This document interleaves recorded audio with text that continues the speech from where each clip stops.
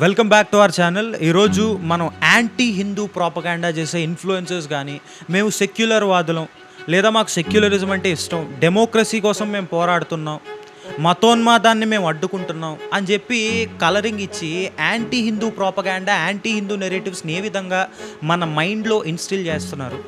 ఇలాంటి తుత్తర బ్యాచ్ ఏదైతే ఉందో ఆ బ్యాచ్ని మనం ఈరోజు ఎక్స్పోజ్ చేద్దాం.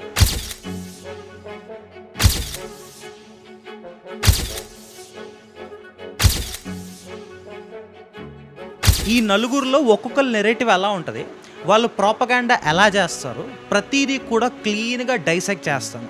చివరి వరకు వీడియో చూడండి, నచ్చితే సబ్స్క్రైబ్ చేసి పెట్టుకోండి. ఇది పార్ట్ 1 మాత్రమే.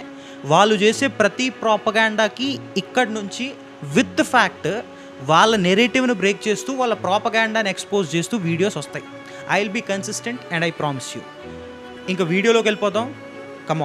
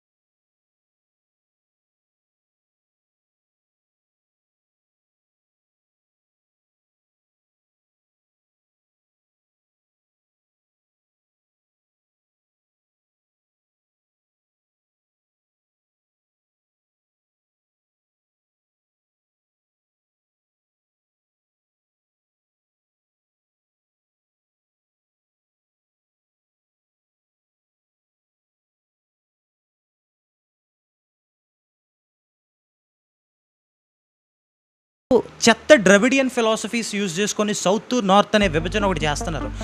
హిందువులుగా ఇంకా ఉన్న దళితులు ఎవరైతే ఉన్నారో వాళ్ళను కూడా సపరేట్ చేయడానికి మన నుంచి ఆ దళితులకు కూడా వేరే దేవుళ్ళని అంటిస్తున్నారనమాట. మీ దేవతలు వీళ్ళు, శ్రీరాముడు నార్త్ ఇండియా నుంచి వచ్చాడు, వేరే కులాల నుంచి వచ్చాడు, అంటే ఇలాంటి మెంటల్ నెరేటివ్స్ అనమాట. అదవుతుందా? మ్యానుఫ్యాక్చర్ చేసుకొచ్చారు అంటే వాడు ఏ నెరేటివ్ మీ మైండ్లోకి వదులుతున్నాడు?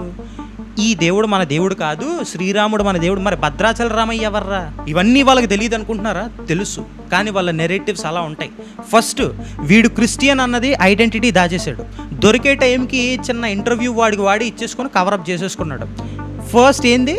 నాస్తికుడని బిల్డప్ ఇస్తారనమాట. వీళ్ళు లోపల కన్వర్ట్ అయిపోతారు, కానీ నాస్తికుడని బిల్డప్ ఇస్తారు. Second, caste propaganda. ఒక కులం వాళ్ళని పట్టుకొని ఆ కులంతో ప్రాపగాండా చేస్తారనమాట వీళ్ళు. ఎందుకు అంటే వీడు పవన్ కళ్యాణ్ గారు కాన్స్టిట్యుయెన్సీస్ని మాత్రమే సెలెక్టివ్గా ఇది చేసుకొని కుల వివక్ష జరిగిపోతుంది. ఎందుకంటే పవన్ కళ్యాణ్ గారు కాపు నాయకుడు కాబట్టి ఈ విధంగా కుల ప్రాపగాండా అనేది చేయొచ్చు. ఈ నా కొడుకు తెలివితేటలు చాలా గట్టిగా ఉన్నాయి. మరి గత వైఎస్ఆర్సీపీ ప్రభుత్వంలో ఎంతోమంది దళితులు చచ్చిపోయినప్పుడు వీడు ఒక్క వీడియో చేశాడా? చేయలేదు. అంటే మీకు సింపుల్గా అర్థమవుతుంది కదా, దళితుల ప్రాణాలు వీడికి ఓన్లీ ఒక లీడర్ని టార్గెట్ చేయడానికి, ప్రాపగాండా చేయడానికి మాత్రమే కావాలి. అక్కడ మీకు అర్థమైపోతుంది క్యాస్ట్ పాలిటిక్స్ కానీ క్యాస్ట్ ప్రాపగాండా కానీ వీడు అలా చేస్తున్నాడు. Third, complete anti Hindu stands. ఎక్కడైనా సరే యాంటీ హిందూ స్టాండ్సే తీసుకుంటాడు వీడు. అట్ లాస్ట్ ఒక కమ్యూనిటీని అంటే వీడికి బాధ వచ్చేస్తుంది. వీడంటాడు నేను నాస్తికుడిని అంటాడు. మరి నువ్వు నాస్తికుడివి అంటే రాధా మనోహర్ దాస్ అని ఒక వ్యక్తి మీద ఒక గంట సేపు వీడియో చేసాడు వీడు. నువ్వు క్రిస్టియన్వి కదా, అది బయటికి చెప్పలే, నాస్తికుడివే అని చెప్తావు. ఇప్పుడు ఆయన క్రిస్టియన్స్ అన్నాడు, అది తప్పు అనుకో. వేరే క్రిస్టియన్ పాస్టర్స్ హిందువులు అంటున్నారు, వాళ్ళు వీళ్ళు తిట్టుకుంటున్నారు. నువ్వు నాస్తికుడివైన నువ్వు, నీకు నొప్పేందిరా? నువ్వెందుకు అంతా ఊగిపోతూ వీడియో చేసావు? ఎందుకంటే వీడు క్రిస్టియన్ కాబట్టి, వీడికి క్రిస్టియానిటీ అంటే నొప్పి వస్తుంది కాబట్టి ఆ నొప్పి బయటికి చెప్పడాడు. మరి హిందువుల్ని పాస్టర్లు దూషించినప్పుడు ఏడన్నా మాట్లాడు. సో ఇలాంటి యాంటీ హిందూ నా కొడుకులను ఇంకా కొంతమంది హిందువులు ఫాలో అవుతున్నారు. మీకు ఒక దన్ననరా నాయన, ఇలాంటి నా కొడుకులను ఫాలో అయ్యారంటే మీ బ్రెయిన్లో ఏ చిప్ అన్న దొబ్బు ఉండాలి. First thing. ఓకే, ఇంకా సెకండ్ వ్యక్తి విషయానికి వచ్చేస్తే మన ప్రకాష్ రాజ్ అనగానే బ్రోకర్ రాజ్ అంటే బాగుంటుంది ఈయన పేరు. అదవుతుంది ఏంటంటే ఎవరి మధ్యలోనో బ్రోకరిజం చేసినట్టు మాట్లాడతాడు ఆయన మాటలో. ఏంటంటే బ్రెయిన్లో చిప్పిపోయినట్టు, స్క్రూ లూజ్ అయినట్టు మాట్లాడుతూ ఉంటాడు ఈయన. ఇప్పుడు ఇంత రేషనల్గా మాట్లాడే ప్రకాష్ రాజ్ ఎప్పుడైనా తీవ్రవాదాలు చేస్తున్న ముస్లిమ్స్ గురించో, రాడికలైజ్ అయిపోతున్న ముస్లిమ్స్ గురించో, చాంగూర్ బాబా అనేవాడు దొరికాడు, 100 కోట్లతో పట్టుబడ్డాడు లవ్ జిహాద్ చేస్తూ, వాళ్ళ గురించో, రేపులు చేసిన పాస్టర్ల గురించో, దశమ భాగాల కోసం నానా డాష్ చేసే పాస్టర్ల గురించో వీడేమన్నా మాట్లాడడం చూసారా మీరు? వీడు అంటున్నావేంట్రా, నీ వయసు ఏంట్రా అంటే, వీళ్ళు మన దేవుళ్ళకు కూడా రెస్పెక్ట్ ఇవ్వరు. ఈ ప్రశ్న జోసెఫ్ గారు, ఈ ప్రకాష్ రాజు, వీళ్ళు ఎప్పుడు కూడా నా దేవుడు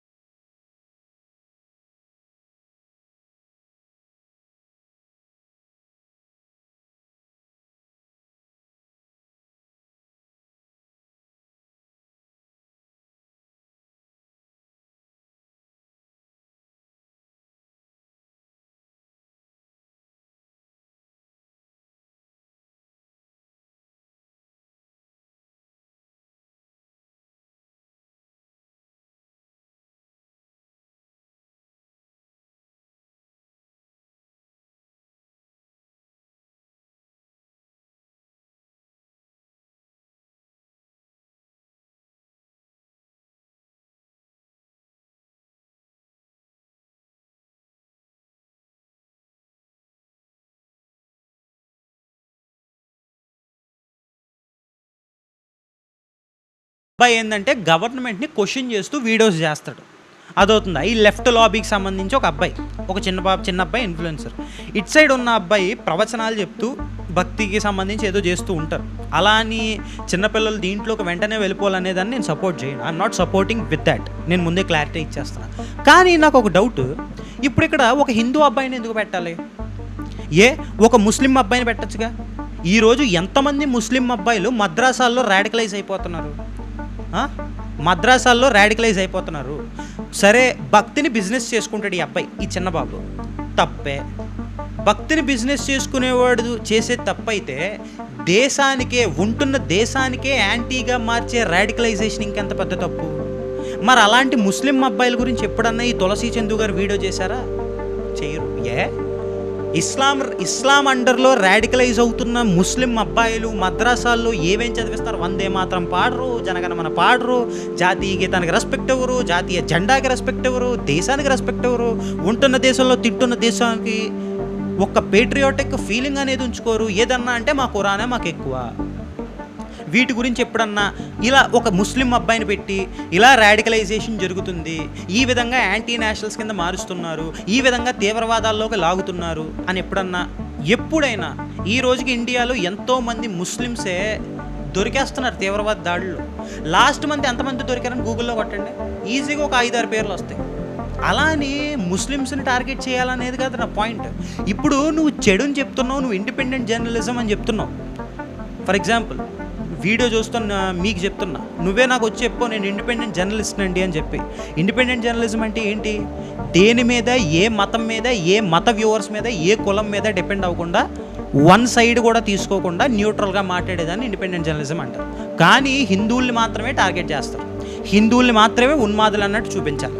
చూపించిన తర్వాత వేరే మతస్థుల్ని మనం ల్యూర్ చేయాలన్నమాట, వాళ్ళకి ప్యాంపర్ చేయాలన్నమాట. ఇండైరెక్ట్ ప్యాంపరింగ్ అనమాట. కోబాబన్న మీద 25 నిమిషాలు వీడియో చేయొచ్చు, కానీ హిందూ ఆడపిల్లల్ని తీసుకెళ్ళి కన్వర్జన్ ర్యాకెట్లలో దించేసి కన్వర్జన్లు చేస్తున్న ఈ లవ్ జిహాద్ బ్యాచ్ గురించో, రాడికలైజ్ అయిపోతున్న ఇస్లాము పిల్లల గురించో వీళ్ళు వీడియోలు చేయరు. అదవుతుంది. ఎందుకంటే వాళ్ళు ఫాలో కొట్టరు కదా. మనమంటే పిచ్చినా కొడుకులు. హిందువులు అన్నా సరే, హిందువులు లాజికల్గా ఆలోచిస్తారా? ఏంటంటే తిట్టినా అవునులే, ఆ అమ్మాయి చెప్తుంది నిజమే కదా, అబ్బాయి చెప్తుంది నిజమే కదా అనుకుంటాం. ముస్లిమ్స్, క్రిస్టియన్స్ అలా ఉండదు. అదవుతుందా? వాళ్ళు ఇది తప్పు జరుగుతుంది, మీ పాస్టర్ తప్పు చేశాడు, మీ ముల్లా తప్పు చేశాడు, మీ మౌల్వీ తప్పు చేశాడు అన్నాం అనుకో, వాళ్ళు అన్ఫాలో కొట్టేస్తారు. ఎందుకంటే వాళ్ళ రిలీజనే ఎక్కువ, వాళ్ళ మైండ్ కూడా ఆ స్టేజ్లోనే ఉంటుంది. ఇంకా మనమే కామన్ సెన్స్తో ఆలోచిస్తాం. అంటే వాళ్ళందరూ ఆలోచించారని చెప్పట్లే, వాళ్ళలో కూడా తెలివైన వాళ్ళు ప్రతి దగ్గర ఉన్నారు. కామన్ సెన్స్ ఆలోచించాలి ప్రతి వాళ్ళు ఉన్నారు. ఇక్కడ ఈరోజు నేను ఎందుకు చెప్తున్నానంటే, వాళ్ళ రిలీజియన్ ఫస్ట్ వస్తుంది. మనం ఈ సెక్యులరిజము, కామన్ సెన్సు ఇవన్నీ మనం ఆలోచిస్తాం కాబట్టి మనల్ని పిచ్చోళ్ళు చేస్తున్నారు వీళ్ళు. మనకు కన్వర్షన్ చేయడం రాదు. అదవుతుందా? మనం సెక్యులరిజం అనే బూజుతో పట్టేడుస్తున్న